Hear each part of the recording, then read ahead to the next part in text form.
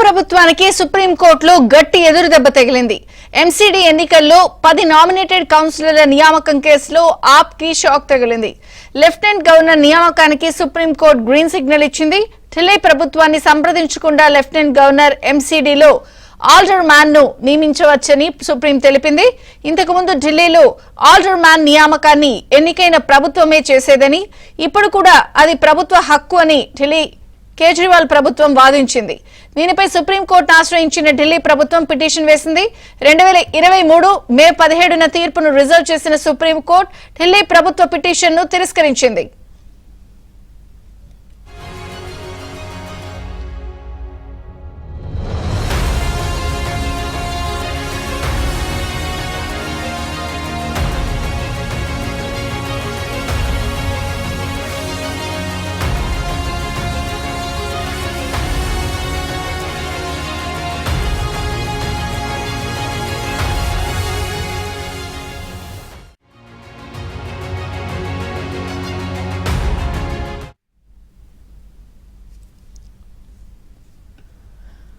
ఆ ప్రభుత్వానికి సుప్రీంకోర్టులో గట్టి ఎదురుదెబ్బ తగిలింది.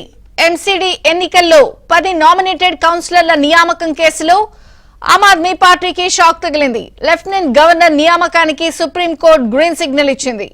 ఢిల్లీ ప్రభుత్వాన్ని సంప్రదించకుండా లెఫ్టినెంట్ గవర్నర్ ఎంసీడీలో ఆల్డర్ మ్యాన్ ను నియమించవని సుప్రీం తెలిపింది.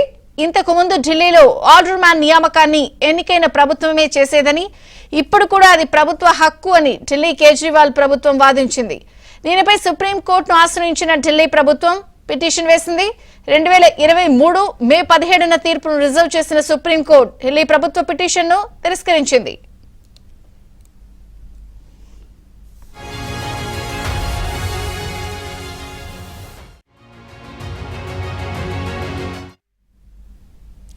ఆ ప్రభుత్వానికి సుప్రీంకోర్టులో గట్టి ఎదురుదెబ్బ తగిలింది. సుప్రీం ఏం చెప్పిందో ఢిల్లీ బ్యూరో చీఫ్ కృష్ణని అడిగి మరిన్ని వివరాలు తెలుసుకుందాం. కృష్ణ.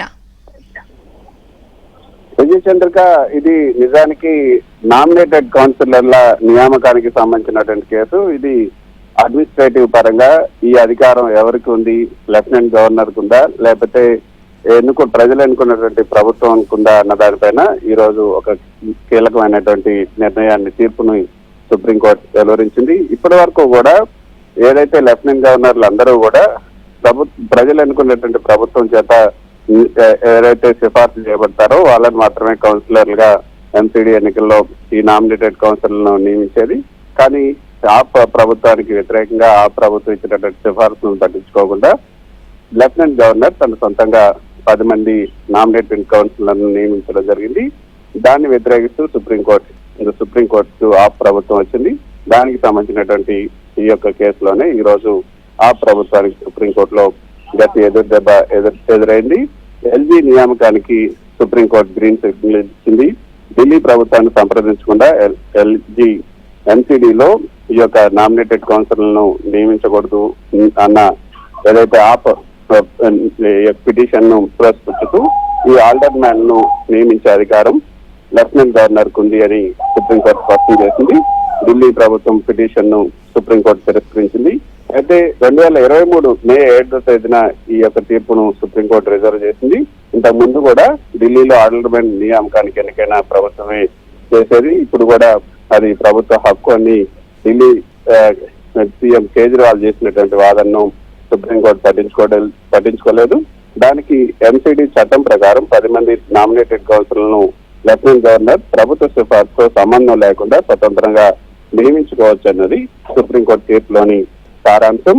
అయితే మరోపక్క విజయ చంద్రిక, ఈ రోజు ఢిల్లీ లిక్కర్ కేసులో ఏదైతే సిబిఐ కేజ్రీవాల్ పై కేసు పెట్టిందో ఆ కేసుకు సంబంధించినటువంటి బెయిల్ పిటిషన్ మీద ఈ రోజు ఢిల్లీ హైకోర్టు తీర్పు ఇవ్వబోతుంది. లిక్కర్ ఈడీ కేసులో ఇప్పటికే కేజ్రీవాల్ కు సుప్రీంకోర్టు బెయిల్ మంజూరు చేసింది. ఈ సిబిఐ కేసులో బెయిల్ రాకపోవడంతోనే ఇంకా తిహార్ జైల్లోనే ఢిల్లీ సీఎం కేజ్రీవాల్ ఉన్నారు. ఈ రోజు సాయంత్రం 2:30 గంటలకు ఈ యొక్క తీర్పును ఢిల్లీ హైకోర్టు జడ్జి మీనా బన్సల్ కృష్ణ ఈ తీర్పును ఇవ్వబోతున్నారు. జూలై 29వ తేదీన కేజ్రీవాల్ పిటిషన్ పైన ఢిల్లీ హైకోర్టు ఈ తీర్పును రిజర్వ్ చేసింది.